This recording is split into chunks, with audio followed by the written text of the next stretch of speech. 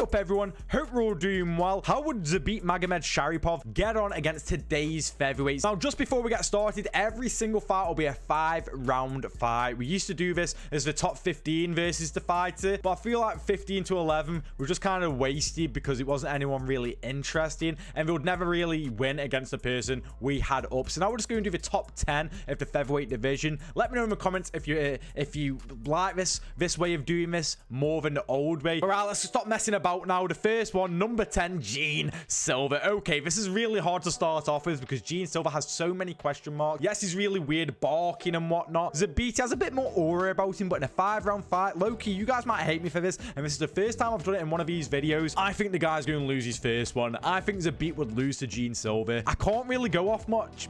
I can't prove it to you guys. I just have that feeling that Gene Silva would win. He's very precise. He's got great striking. He seems like he's got a bit where he's jiu-jitsu as well as grappling as well. I think Zabit could do well, but ultimately I think Gene Silva finds the chin of Zabit. Zabit, he was getting caught against Calvin Kattar in the 3rd round when he slowed down, and he got caught against Kyle Bosniak, whatever his name was, when he started slanging it out. So I think that Gene Silva finds the chin of Zabit very early on in like the 2nd round and puts him away for good. I think he knocks out Zabit. Right, okay, not the greatest of starts for Zabit, and a few people might be angry about that, but I do not care. Now we move on to number 9 ranked Youssef Zalal. Now I do believe this gets a lot better for Zabit because Youssef Zalal, come on boys, does anyone really think he's anything special? Don't get me wrong, he's well-rounded. Did he look great against a washed Calvin Kattar? No, he got in his bicycle and started doing circles around the octagon, doing nothing with it. I don't mind that if he's still throwing things out. He wasn't. He was literally shit scared of Calvin Kattar, a washed Calvin Kattar in the 3rd and final round. I think Zabit is able to finish Youssef Zalal.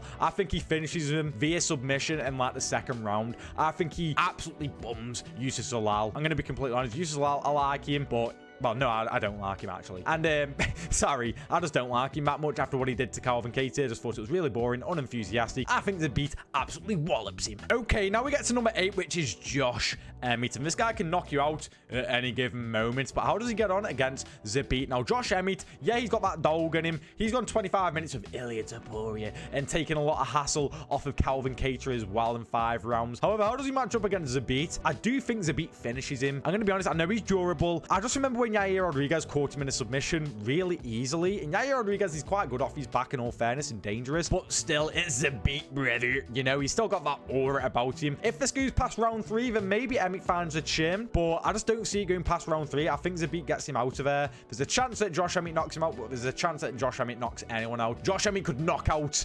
Prime. I'm thinking of a great chin. Mark Hunt, Roy Nelson with their prime chin. You know what I mean? Josh Emmet is that guy when it comes to his power, but I do think Zabit will be able to finish him before Josh Emmet has a chance to finish Zabit. And now we get to number 7, which is Aljamain Sterling. Now, if you don't know this, Aljamain Sterling actually came out years ago and said he got knocked out in training by Zabit. Zabit knocked Aljamain Sterling out in training. Now, can Zabit replicate that finish in the actual fight instead of sparring? I think he can. I think if this goes past round 2, yeah, Aljo's winning this. But I do have a feeling Aljo's been finished before, and I do think Zabit, he'll be capable of finishing Aljo. I think if Aljo gets Zabit down, I think he's dangerous off his back. He's got dangerous grappling, and when it comes to the feet, he's very unorthodox. He's willing to get trips on you. We saw Yang get trips on Aljo as well, and I feel like he'll be able to possibly finish Aljamain Sterling a 2nd time. So I'm going to go with Zabit by I'm just going to say finish because I could see a submission. Honestly, I could see a submission. I'm not saying it's easy. I'm not saying it definitely would happen, but I do see a possible submission, and I can definitely see a knockout for Zabit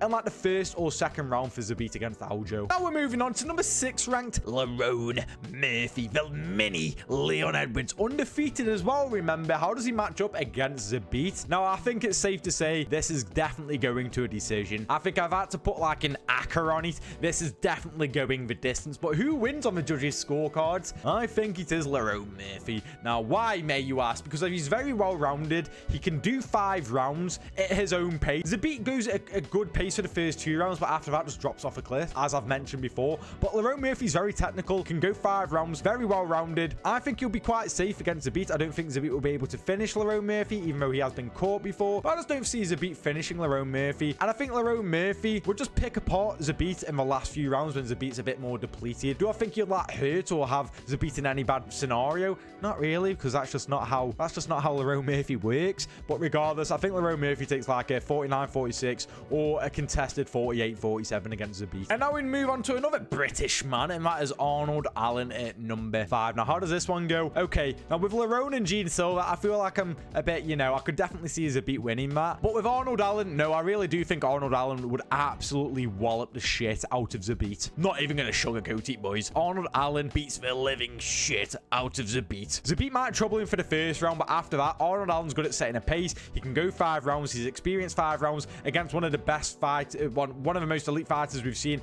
in Max Holloway, especially with going the distance. Max Holloway goes at a crazy pace. He's one of the best fighters for going the distance and going 5 rounds at a stupid pace. He was able to do that against Max, even though he did lose. He's got good power. He's got good striking. He's well-rounded. He's got that dog in him. I think he lands clean on Zabit. Now, do I think he puts Zabit away? Possibly in the later rounds when Zabit starts to slow down. I think the pace of Arnold Allen would catch up on Zabit. So I'm going to say either like a 49-46 or Arnold Allen puts Zabit away with ground and pound finish. Hurts him on the feet and then gets the ground and pound finish against Zabit. Either way, I think Arnold Allen absolutely pisses on Zabit. Okay, now we move on to number 4, and I'm struggling with this one. It's Brian Ortega. And I'm not struggling with this one because Brian Ortega is some elite comp fighter or anything like that. It's because Brian Ortega is quite shit. He's just like kind of one of those punch bag fighters, like how Marvin Vettori got that in the middleweight division and whatnot. He kind of is that for the featherweight division, in my opinion. I don't think he's elite. Yeah, he can be quite dangerous. He's just a really good clutch fighter, you know, almost getting Volkanovski, having a moment of success against Max Holloway after getting walloped a bit, and obviously subbing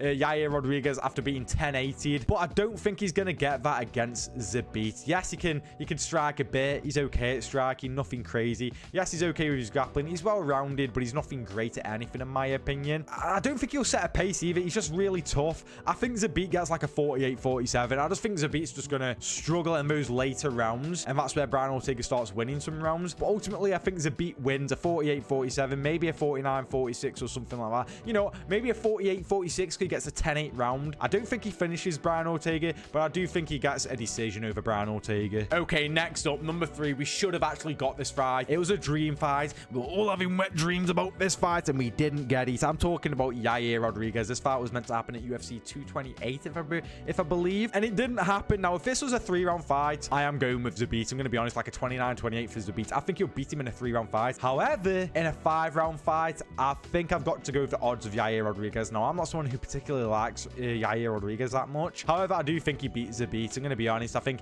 he can go 5 rounds. That's proven. He can be a bit clutch. He is very tricky and unorthodox.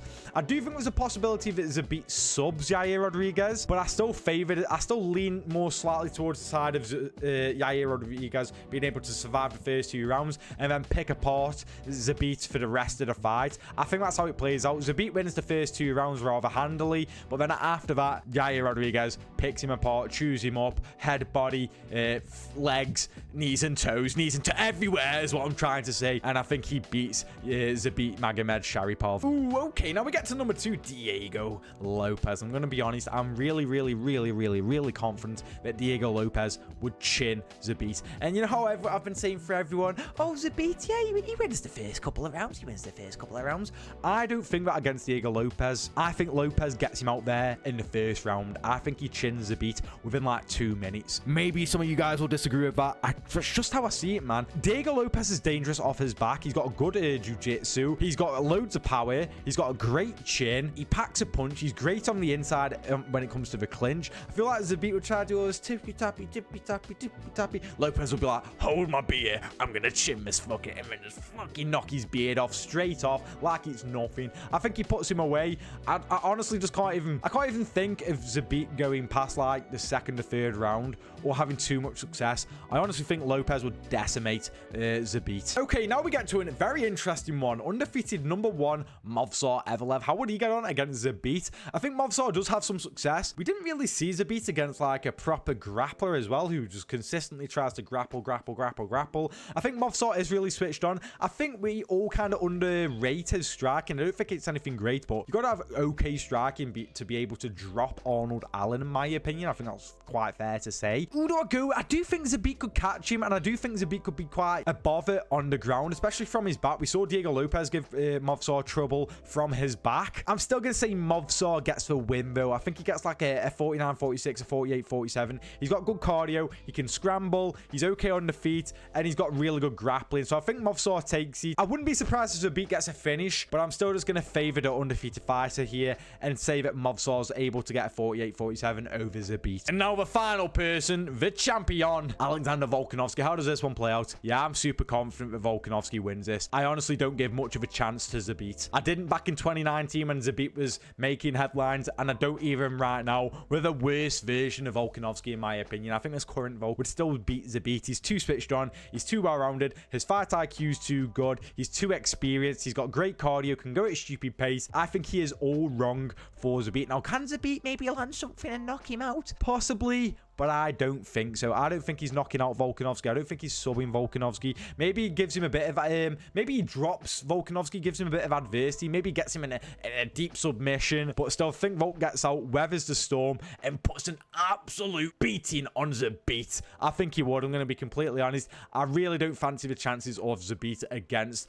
Volkanovski. So that's how I think Zabit would get on against the featherweight division. Let me know in the comments if you agree or disagree with me. Who do you think will be his hardest style? How do you think his record would be in the featherweight division? Thank you for watching the video. Like and subscribe for more of this content. Thank you for watching the video, and I'll see you in the next one.